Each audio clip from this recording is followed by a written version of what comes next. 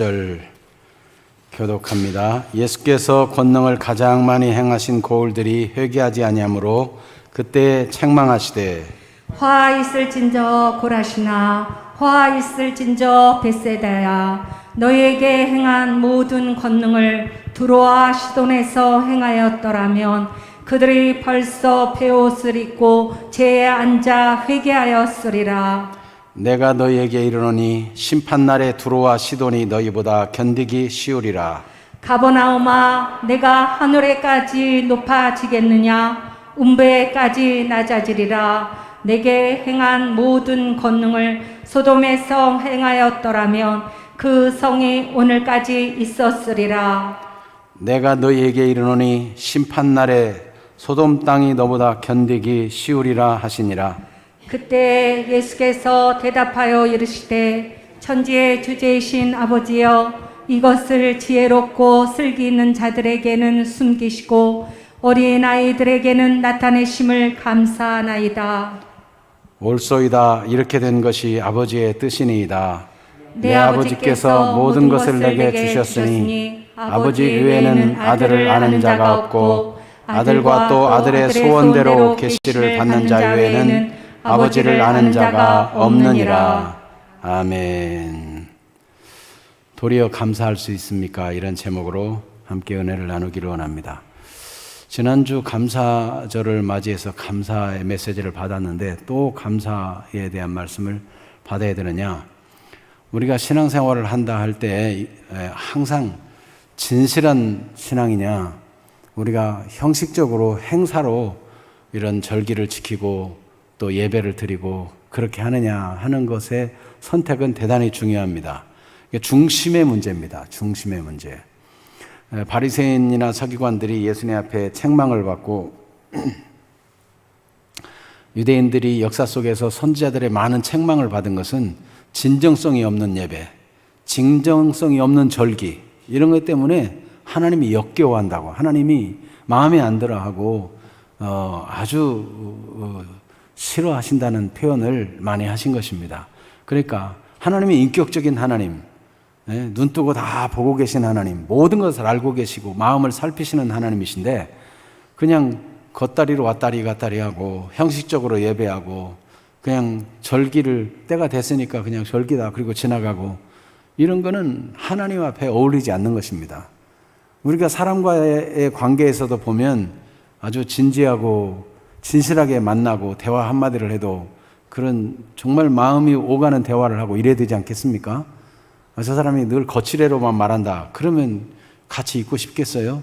하물며 하나님이겠습니까? 그래서 우리가 예수님께서 어떤 상황에 감사했는가? 우리가 정말 예수님과 같은 상황을 만나도 감사할 수 있겠는가?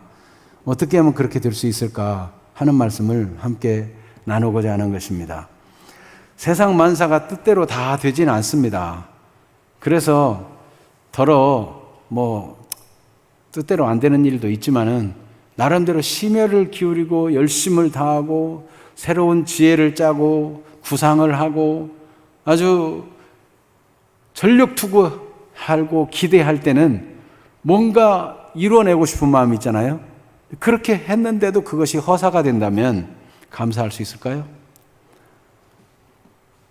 여러분, 우리가 인생을 살면서 세상 만사가 뜻대로 되는 것이 아닌 걸 알기 때문에 열심히 해서 일이 안 될 때 그 결과를 가지고 앞으로는 해봤자 소용없으니까 어차피 세상 만사 사람 뜻대로 안 되는 거 되는 대로 살자. 그리고 손을 놔야 되겠습니까? 예수님께서는 그런 허탈한 일을 경험하고 마음이 심히 안타까워했습니다. 그런데 예수님은 도리어 감사했습니다. 어떻게 예수님이 감사할 수 있을까요? 여러분이 열심히 노력하고 애쓰던 일이 실패되면 실패한 것을 감사합니다. 그렇게 감사할 수 있을까요? 네. 열정을 다해서 수고하고 애썼는데 그 일이 안 된 것 때문에 감사합니다. 그럴 수 있을까요? 그러기란 쉽지 않을 것입니다. 예수님께서도 안 된 일 때문에 감사한 게 아니에요. 예수님께서는 어떻게 그렇게 수고하고 애썼는데도 좋은 결과가 안 나왔는데 감사할 수 있었을까? 그럼 무엇을 감사했을까 하는 것입니다. 오늘 본문을 주의해 볼 수 있기를 바랍니다. 예수님의 갈릴리 사역, 고라신, 벳사다, 가버나움 이런 데 열심히 사역했습니다. 얼마나 열심히 사역했는지 오늘 성경에 이렇게 기록하고 있어요. 예수께서 권능을 가장 많이 행하신 고을들이 회개하지 아니했다. 권능을 가장 많이 행했다는 것입니다. 그러면 이 갈릴리 사역에 대해서 마태복음 4장 23절에는 어떻게 기록하고 있는지 한번 보겠습니다. 예수님의 갈릴리 사역에 대해서 마태복음 4장 23절은 이렇게 기록합니다. 예수께서 온 갈릴리에 두루 다니사 그들의 회당에서 가르치시며 천국 복음을 전파하시며 백성 중에 모든 병과 모든 약한 것을 고치시니 그랬어요. 예수님은 부지런히 온 갈릴리를 두루두루 마을마다 다니면서 복음을 전한 거예요. 하나님 말씀을 가르친 거예요. 그리고 그 중에 병든 사람, 약한 사람 고쳐주고 귀신 들린 사람 쫓아내고 그렇게 열심히 사역을 했는데 결국 예수님이 그렇게 시간을 많이 쏟고 정성을 쏟고 준비를 하고 기도하고 애쓴 이 갈릴리 사역의 결과가 무엇이냐? 사람들이 회개하지 않는 것입니다. 네. 얼마나 허탈할 일이겠어요. 여러분, 권능을 많이 행했다는 뜻은 무엇일까요? 물론 우리가 시간을 많이 들이고 열심을 다하고 또 뭐 물질을 많이 투자하고 지혜를 짜고 뭐 열정을 쏟아 부은 그것들도 포함할 수 있겠습니다. 그런데 여러분, 예수님께서 이 사역의 목적이 뭐냐면 사람들이 회개하고 하나님을 받아들이기를 원하는 거예요. 복음을 받는 것을 원하는 거예요. 그것 때문에 병도 고쳐주고 약한 것도 고치시고 귀신도 쫓아내주고 이런 일을 이루신 것입니다. 그러므로 예수님이 권능을 가장 많이 행하셨다는 것은 이들을 향해서 진정으로 하나님께 돌아오는 참된 믿음의 사람이 되도록 열정적으로 복음을 가르치고 복음을 전하는 데 있어요. 그것을 위해서 병도 고치고 귀신도 내쫓고 권능을 행한 거예요. 예수님의 권능 행한 진정한 목적은 사람들이 복음을 믿는 겁니다. 진정으로 회개하고 돌이켜서 하나님 앞에서 삶을 바꾸는 거예요. 더 이상 죄 짓는 삶을 살지 아니하고 하나님의 은혜를 아는 사람이 되기를 원하는 그런 권능을 많이 행한 것입니다. 그래서 여러분, 이 땅에 우리가 병 고침 받는 것도 좋고 기도해서 저 소원대로 부자가 되는 것도 좋고 뭐 자녀가 성공하는 것도 다 좋겠지만은 그렇게 해서 여기 벳세다 사람처럼 고라신 사람처럼 가버나움 사람처럼 그것만 딱 따먹고 하나님과 관계없이 살아버린다면 그것은 주님이 책망할 일이고 안타까워할 일이에요. 예수님은 이런 사람들을 보고 화 있을진저라고 말씀했어요. 여러분, 복음을 예수님을 생명의 주님으로 만나고 하나님이 천지를 지으신 하나님이시고 지금도 온 땅을 다스리고 계시는 주인으로 발견하기를 원하시는 거예요. 예수님의 권능을 많이 행하심은 바로 복음을 강력하게 전하기 위해서 이 모든 것을 행하신 일이에요. 그런데도 이익 보는 거, 병 고치는 거, 소원 성취하는 거 그것만 딱 따먹고 그만두면 그러면 예수님이 가장 안타까워하고 서글퍼하고 예수님이 정말 육신적으로 표현하자면 좌절하고 우울해질 그런 상황이죠. 우리 주님은 오늘도 우리가 구원에 이르는 사람들이 되기를 원합니다. 하나님께서 진정으로 영혼들이 한 사람이라도 멸망하지 않고 구원받기를 원하시며 하나님의 아들 예수님이 오셔서 우리 죄를 위해 십자가를 치신 것은 더 이상 죄와 관계없이 저 어둠의 영과 운명팔자 이런 데 매이지 말고 하나님이 우리를 얼마나 사랑하시는가, 우리를 하나님의 형상대로 지어서 정말 존귀하게 하시고 복되게 하시는 그런 은혜를 주시는가를 알기를 원합니다. 그러면 인생이 새로워지거든요. 오늘도 십자가 그 사랑 특송을 해주셨는데 우리가 얼마나 존귀한 하나님의 사람인가. 사람은 그냥 짐승처럼 그렇게 태어났다가 죽는 것이 아니고 하나님이 소중하게 자기 형상으로 지어가지고 모든 만물 위에 뛰어나게 만물의 영장으로 지은 거예요. 가치 있게 살도록, 정말 하나님의 뜻을 알고 하나님을 섬기며 살 수 있는 그런 존재로 만들어서 어리석은 대로 빠지지 아니하고 참된 분별력이 있는 그런 인생을 살도록 주님이 원하고 계시는 것입니다. 그것이 복음을 생명으로 받는 자에게 주어지는 거예요. 예수님이 무슨 허다한 비누를 써도 죄를 없앨 수 없고, 과거의 실수를 지울 수도 없고, 우리의 한계된 절망과 좌절과 이 잘못된 경험과 생각을 바꿀 수 없는데, 하나님이 예수 그리스도를 통해서 우리에게 하늘의 생명을 주시고 우리로 하여금 하늘의 소망을 가지고 살게 하고, 다시는 죄에 져서 육신의 소원대로 살지 아니하고 하나님의 뜻을 따라 살 수 있는 가치 있는 인생으로 만들고자 하는 것이 우리 주님의 뜻인 것입니다. 그런데 이들이 회개하지 아니할 때 예수님이 안타까워하셨어요. 회개란 무엇입니까? 눈물을 몇 통을 쏟느냐?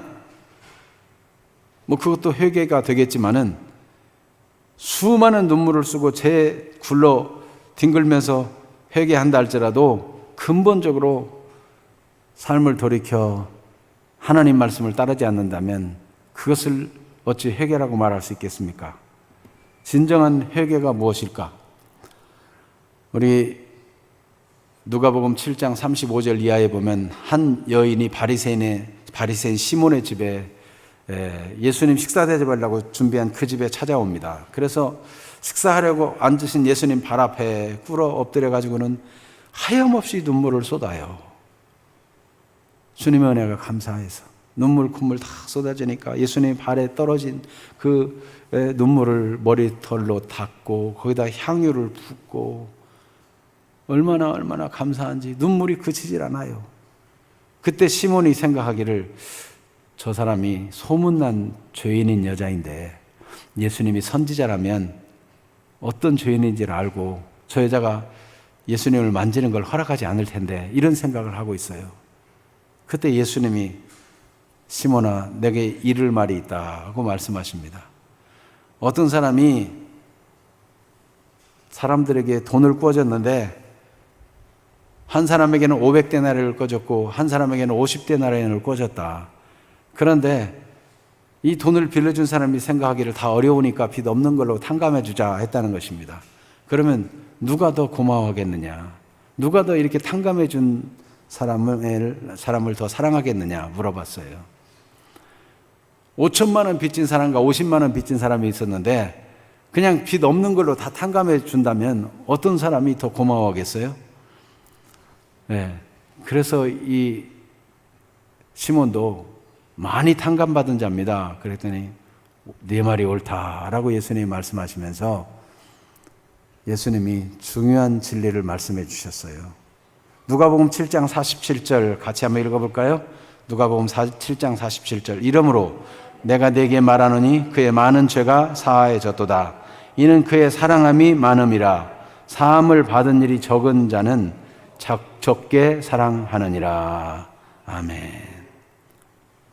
그래서 이 여인이 죄사함 받고 은혜를 깊이 깨닫고 그가 삶으로 진정으로 회개했기 때문에 그는 그 사랑을, 그 감격을, 그 감사를 이렇게 나타낸다는 거예요. 그래서 시몬, 너는 나한테 머리에 감람유도, 그냥 손님이 오면 의뢰의 대접하는 감람유도 붓지 않고, 손님이 오면 의뢰의 발을 씻어주는데 발도 씻어주지 않았지만 이 여인은 끊임없이 눈물로 내 발을 적시고 향유를 부어서 내 발로 발을 씻었다. 이 여자는 사함이 많기 때문에 많이 사랑하는 것이다. 이렇게 말씀해 주었어요. 무엇이 회개입니까? 진정으로 복음을 듣고 삶이 변화해서 그 변화된 삶이, 변화된 그 모든 생각과 삶의 태도가 나타나는 이 모습이 회개의 모습이라는 겁니다. 여러분, 우리가 인간적으로 그냥 진리를 인간의 예로 다 설명할 수 없지만 철이 든 자녀와 철이 안 든 자녀는 어떻게 다릅니까? 철이 안 든 자녀는 맨날 요구하는 게 많아요. 이것도 해달라, 저것도 해달라. 그리고 안 해주면 막 불평하고, 아빠는 아파, 그리고 엄마는 아파, 그리고 그리고 뜻대로 안 되면 막 불평하고, 장난감 가게 지나가다가 그냥 안 사준다고 들어 누워가지고 막 발을 비비고, 온 동네 사람들 다 보기에 우리 아빠는 이렇게 나쁜 사람이다, 나를 사랑하지 않는 사람이다, 막 이렇게. 그러나 철이 들면 어떻게 됩니까? 부모가 아무것도 해줄 수 없어도 감사하고, 어머니와 아버지를 살피고, 아버지가 옳습니다. 막내가 말해요. 때를 쓰고 그럴지라도 너는 그렇게 아버지한테 함부로 말하면 안 된다. 아버지가 너를 키우기 위해서, 우리를 키우기 위해서 얼마나 희생하고 애썼는 줄 아냐? 어머니가 얼마나 수고하고 애썼는 줄 아느냐? 그렇게 쉽게 말해서는 안 된다.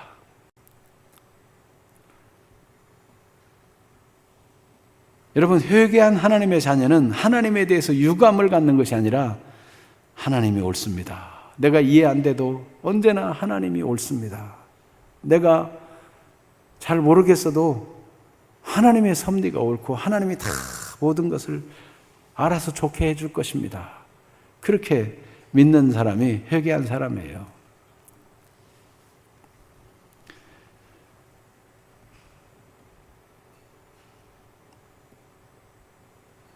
예수님께서 어떤 회개를 원하십니까?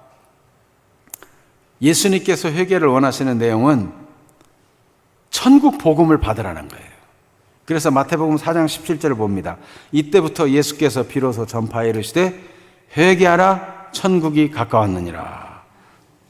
4장 23절에도, 마태복음 4장 23절에도 예수께서 온 갈릴리에 두루 다니사 그들의 회당에서 가르치시며 천국 복음을 전파하시며 백성 중에서 모든 병과 모든 약한 것을 고치시니, 천국 복음을 받으라고 마음이 열리도록 병도 고치고 약한 것도 고치고, 그러면서 천국 복음을 받으라는 거예요. 회개는 천국 복음을 받아들이고 구원받는 거예요. 삶의 주인을 바꾸는 거예요. 그것이 진정한 회개인 것입니다. 예수님께서 요한복음 6장 26절에 보면 사람들이, 이 벳사다 사람들이 얼마나 여기 주변에 뭐 고라신 또 이런 고을들에서 말이에요, 권능을 행하는 이 많은 고을에서 사람들이 많이 모였습니까? 그런데 고라신, 벳사다, 가버나움, 이 사람들이 많이 모여가지고 벳사다 광야에서 남자만 5,000명이나 떡을 먹는 그런 때가 있었어요. 그런데 그들이 예수님을 막 임금 삼으려고 합니다. 왜 그럴까요? 예수님은 너희가 떡을 먹고 배부른 까닭이로다 그러시는 거예요. 여러분, 우리가 주님을 믿는 목적이 어떤 소원을 성취하고, 물론 주님은 소원도 들어주시는 분이십니다. 전능하신 하나님이시고 너그러우신 분이시고 은혜가 풍성한 분이세요. 그러나 그것만 딱 따먹고 목적을 이루고 소원을 이루고, 가난한 자가 부유하게 되고 집 없던 사람 집 사고, 그리고는 이제 뭐 주님하고 관계없이 이렇게 되는 것은 회개가 아닙니다. 주님과 우리 관계가 그렇게 되기를 원치 않아요. 우리가 항상 하나님과 친밀한 교제를 누리며 진정 우리가 하나님을 바로 섬기는 그런 사람들이 되기를 원하시는 것입니다. 그래서 예수님께서 두로와 시돈과 소돔과 비교해서 이 갈릴리 지역 사람들을 책망합니다. 왜 그럴까요? 이들은 다 심판을 받았어요. 두로와 시돈 아주 부유한 지역이에요. 무역도 많이 하고, 그 부유하다 보니까 막 우상 숭배도 많고, 하나님 은혜를 감사할 줄 모르고 그러다가 심판을 받았어요. 소돔 고모라, 그게 성경은 어떻게 기록하고 있습니까? 소돔 고모라를 에덴 동산과 같았다 그랬어요. 그만큼 풍요롭고 문화가 발전하고 대단한 도시인데, 그 발전된 문화와 풍요를 가지고 하나님을 저버리고 육신적으로 동성애 모든 이 악한 죄 가운데 물들었어요. 다 육신의 욕구와 욕망을 따라 살다가 심판을 받고 말았어요. 예수님께서 두로와 시돈과 소돔 고모라와 같이 비교하고 있는 것은 그렇게 멸망의 길을 가지 말라는 것입니다. 복음을 듣고 진짜 회개하는 사람이 되라는 것입니다. 우리 주님이 원하는 게 그거예요. 그래서 에스겔 33장 11절을 읽어봅니다. 너는 그들에게 말하라. 주 여호와의 말씀이니라. 나의 삶을 두고 맹세하노니 나는 악인이 죽는 것을 기뻐하지 아니하고 악인이 그의 길에서 돌이켜 떠나 사는 것을 기뻐하노라. 이스라엘 족속아 돌이키고 돌이키라. 너희 악한 길에서 떠나라. 어찌 죽고자 하느냐 하셨다 하라. 에스겔은 하나님의 중심을 파악했어요. 예수님의 중심도 마찬가지. 이 갈릴리 사역에서 그토록 애쓰고 또 애쓴 거는 한 사람이라도 두로와 시돈처럼 소돔처럼 멸망하지 않고 육신적으로 죄로 가다가 망하지 말고 복음 듣고 회개하여 돌이켜 살기를 원하는 것입니다. 그런데 지금 주님이 권능을 가장 많이 행한 이 사람들, 복음을 정말 의미 있게 진실하게 열정을 다해서 전하고 수고한 그곳이 복음을 받지 아니할 때 얼마나 마음이 안타깝겠습니까? 여러분, 왜 사람들이 복음을 받지 않습니까? 로마서 1장 18절에는 하나님이 오늘까지 그들에게 혼미한 심령으로 보지 못하는 눈과 듣지 못하는 귀를 주셨다 그랬어요. 마음이 혼미하게 해가지고 하나님이 그렇게 하셨다 그랬어요. 하나님이 못 믿게 했으면 하나님 책임입니까? 이게 주권적인 표현이에요. 하나님의 주권적인 표현으로 보면은 하나님이 그들에게 혼미하게 하였다. 고린도서 4장 4절에는 이 세상 신이 믿지 아니한 자들의 마음을 혼미케 하여 그리스도의 영광의 광채가 그들 속에 비치지 못하게 했다 그랬어요. 그러면 책임이 이 세상 신, 귀신, 마귀 책임입니까? 이런 관점으로 얘기하는 거예요. 여러분, 우리가 어둠의 영에 속지 말자는 얘기를 말씀하고 있는 거예요. 잠언 5장 23절에는 이렇게 표현합니다. 심히 사람이 미련한 것은 이 심히 미련함으로 말미암아 혼미하게 된다 그랬어요. 그래서 인간 중심으로 보면 사람이 미련해가지고 하나님의 일을 받지 않고 복음을 받지 않는 그것이 혼미해서 복음을 깨닫지 못하게 만드는 거예요. 이게 자꾸 하나님께 순종하지 않고 하나님 말씀을 받지 아니하고 이렇게 하나님의 지혜를 받지 아니하고 어리석게 가면은 그것이 곧 하나님께 버림받는 길이고 사단에게 이용당하는 길이고 스스로 멸망을 결정하는 길이 된다는 것을 성경은 말씀하고 있는 것입니다. 그러므로 권능을 많이 행하신 이유는 돌이키라는 겁니다. 회개하라는 것입니다. 복음으로 삶을 바꾸라는 것입니다. 근데 이들이 그렇게 되지 않았어요. 그런데 어떻게 예수님이 감사해요? 예수님께서 감사하는 이유가 무엇인지 오늘 25절 말씀을 읽어보겠습니다. 같이 봅니다.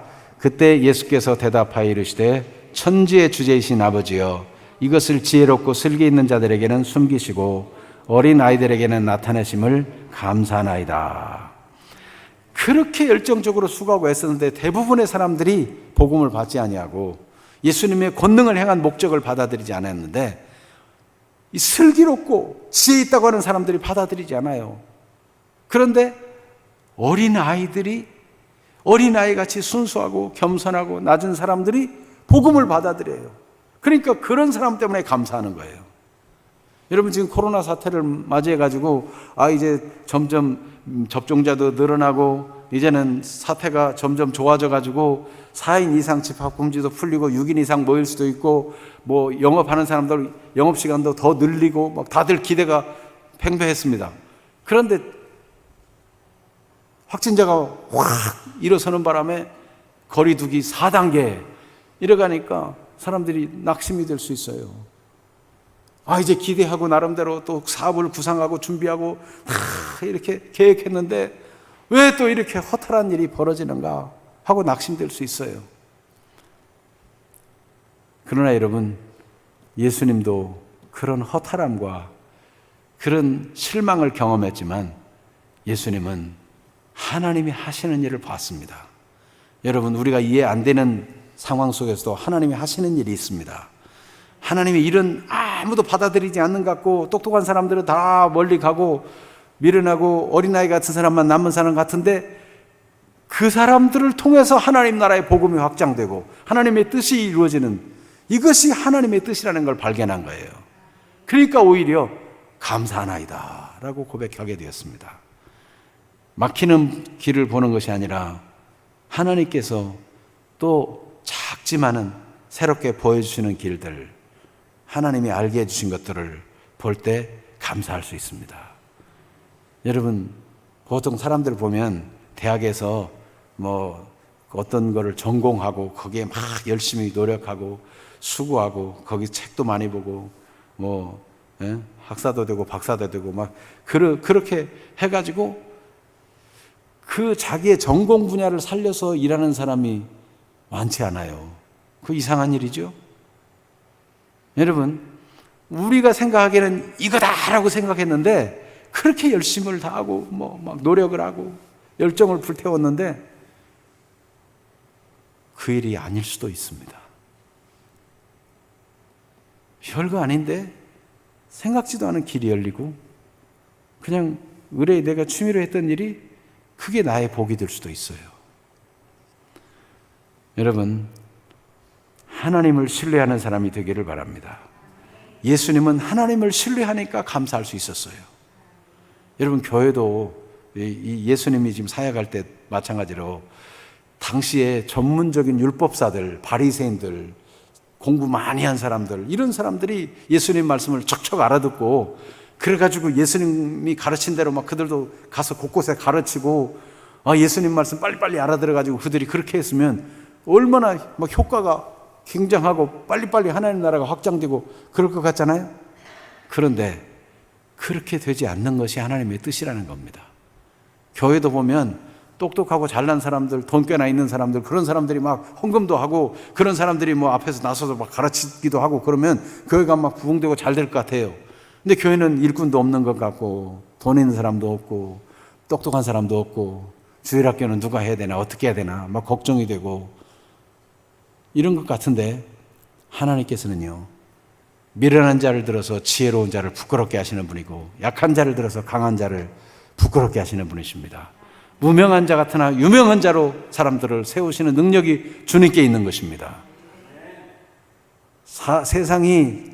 세상의 지혜로 하나님을 알지 못함으로 하나님께서 전도에 미련한 것으로 사람 구원하기를 기뻐하셨다 그랬어요. 십자가의 도가 멸망하는 자들에게는 미련하게 보이지만 구원을 얻는 우리에게는 하나님의 능력인 것입니다. 너무 똑똑한 사람은 가룟 유다와 같아서 빨리 계산해보고 예수님 돈 주고 팔아먹을 생각이 나지. 여기 어린아이 같은 사람은 실수하고 넘어져도 다시금 주님밖에 없습니다. 주님 또 의지하고 주님 앞에 굴복하고 다시 순종하고. 그래서 베드로와 요한을 학문이 없는 범인으로 알았는데 사람들이 깜짝 놀란 건 뭡니까? 그들이 예수님을 생명의 주님으로 주인으로 모시고 그 말씀을 따르니까 그들을 통해서 땅끝까지 복음이 증거되고 하나님의 뜻이 이루어지는 거예요.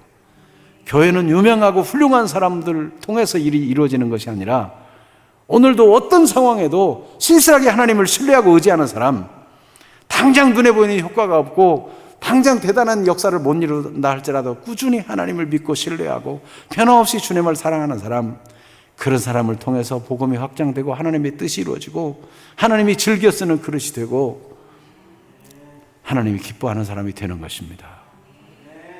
예수님은 그가 수많은 애씀과 수고를 했지만 그들에게서 역사가 안 나타난다 할지라도 어린 아이들에게 나타내 주심을 감사했어요. 하나님을 신뢰하니까. 그래서 언제나 하나님의 뜻이 옳다라고 고백하는 거예요. 예수님의 고백을 볼까요? 26절 옳소이다. 이렇게 된 것이 아버지의 뜻이니이다. 이렇게 된 게 아버지의 뜻이에요. 여러분, 그래서 우리가 지금 옆에 있는 사람을 소중히 여기고 귀하게 여겨야 돼요. 우리 옆에 있는 지금 이 사람들을 통해서 우리 교회에 미래가 있고 우리의 기도를 통해서 교회가 세워져 가고 하나님 나라가 확장되어지고 우리의 자녀들을 통해서 하나님의 나라가 세워지고 하나님의 뜻이 이루어질 것을 믿고 서로 소중히 여기고 가치 있게 얘기해야 돼요.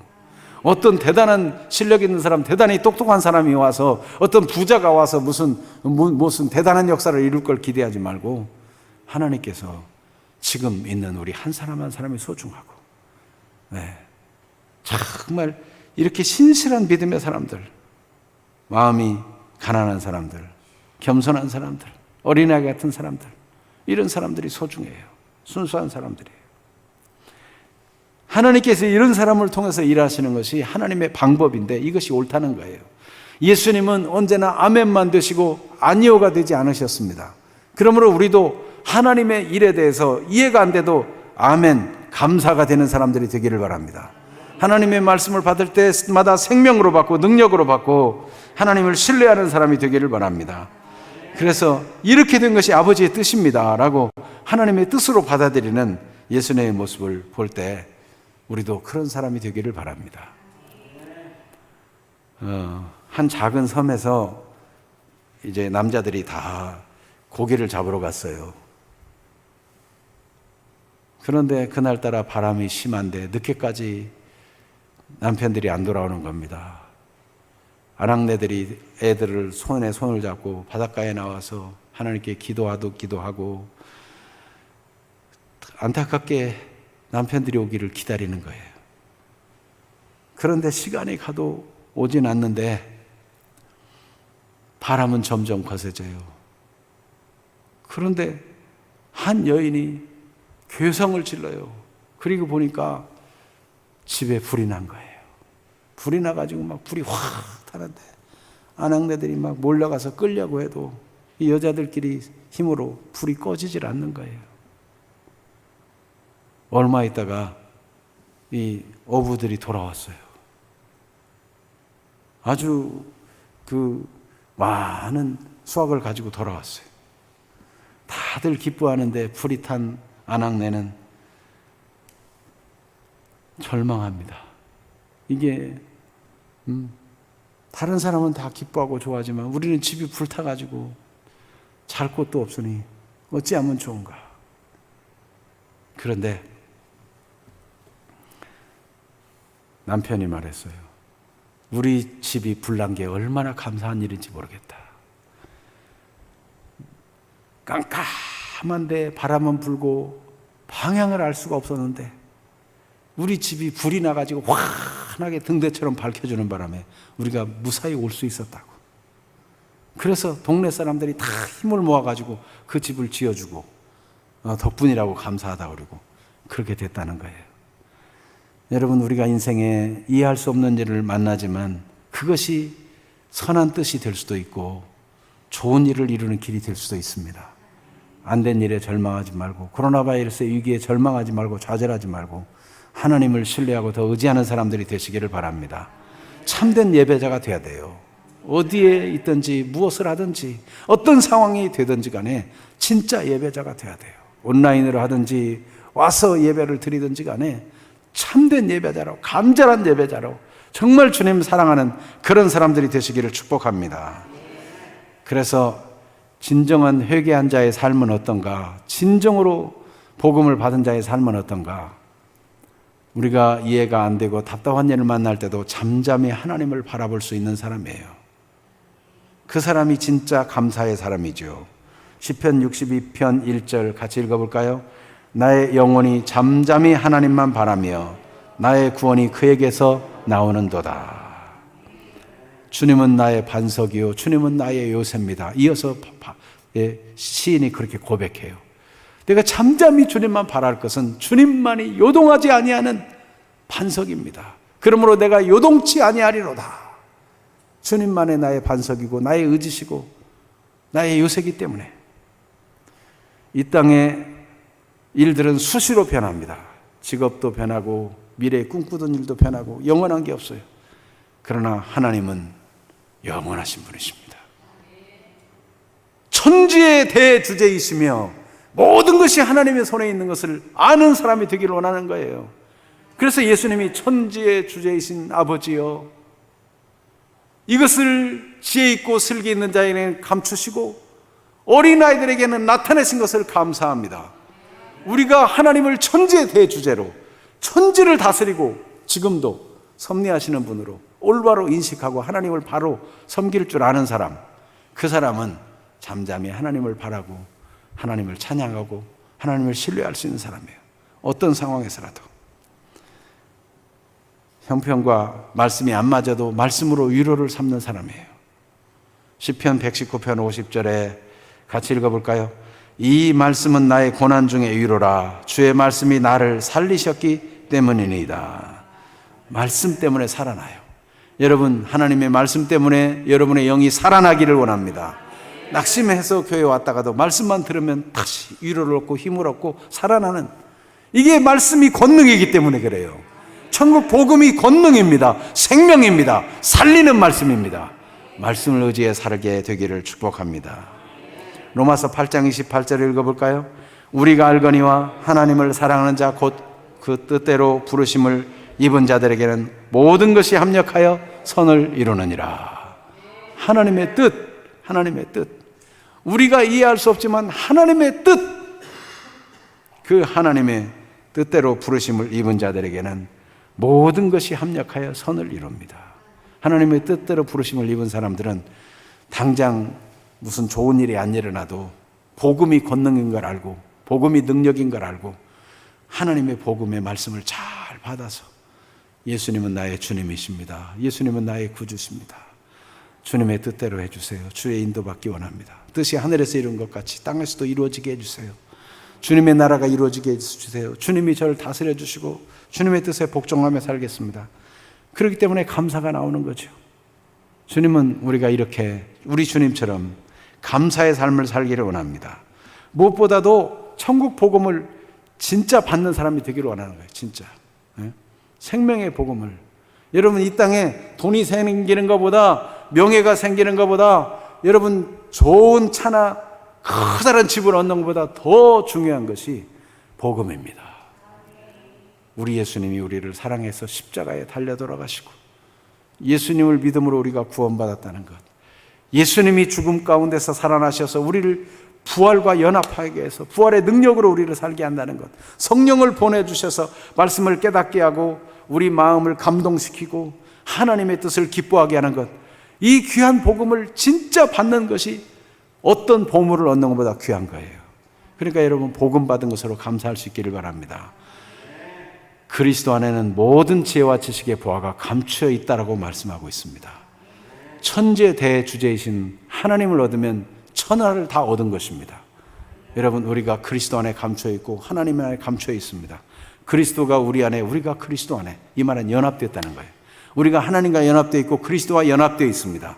우리의 필요를 아시는 하나님이 구하기 전에 있어야 될 걸 아시고 주시는 분이시고, 우리가 주님과 연합되어 있기 때문에 위험한 일을 만날 때는 하나님이 보호해 주시고 지켜주십니다.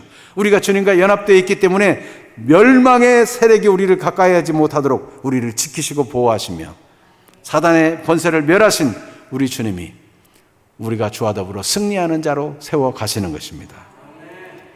이 사실은 하나님의 뜻대로 하나님이 보여주신 계시의 말씀을 받은 자만이 알 수 있어요. 이게 하나님의 은혜예요. 그래서 오늘 27절을 읽어봅니다.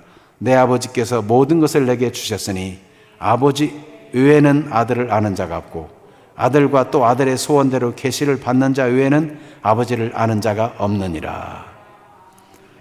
하나님 아버지와 하나님의 아들 예수께서 소원하고 계십니다. 하나님이 어떤 분인가를 우리에게 알려주시길 원합니다. 하나님은 정말 사랑이 풍성하신 하나님, 사랑 그 자체이시고, 하나님은 은혜가 풍성한 분이시고, 하나님은 우리를 돌보시는 우리의 아버지가 되기를 원하시는 분이고, 우리가 진짜 하나님을 신뢰함으로 우리 하나님과 연합되어서 하나님이 약속한 모든 기업을 누리기를 원하시는 분이십니다.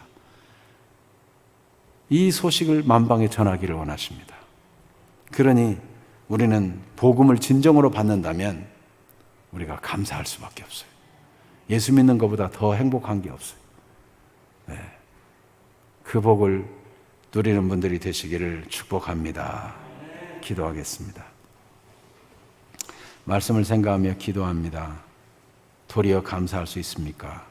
예수님은 온갖 노력과 수고를 다하고 열심을 다한 일에 효과가 나타나지 않을지라도 하나님이 하시는 일을 신뢰하면서 감사했습니다. 여러분, 코로나 사태로 어려움에 직면할지라도 하나님을 참으로 섬기는 사람 되고 어떤 상황 속에서라도 참된 예배자로 살기를 기도하십시다. 하나님을 신뢰함으로 모든 일에 감사할 수 있는 사람, 하나님이 일하시는 방향을 보며 하나님의 역사를 보며 지혜를 얻어서 하나님과 연합되어서 저에 대해서 죽고 하나님께 대해 산 자로 하나님의 말씀에 순종해 사는 그 능력 있는 삶을 살아가는 주인공들이 되기를 바랍니다.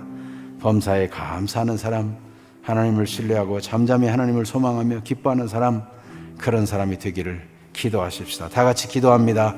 살아계신 주님께 감사합니다.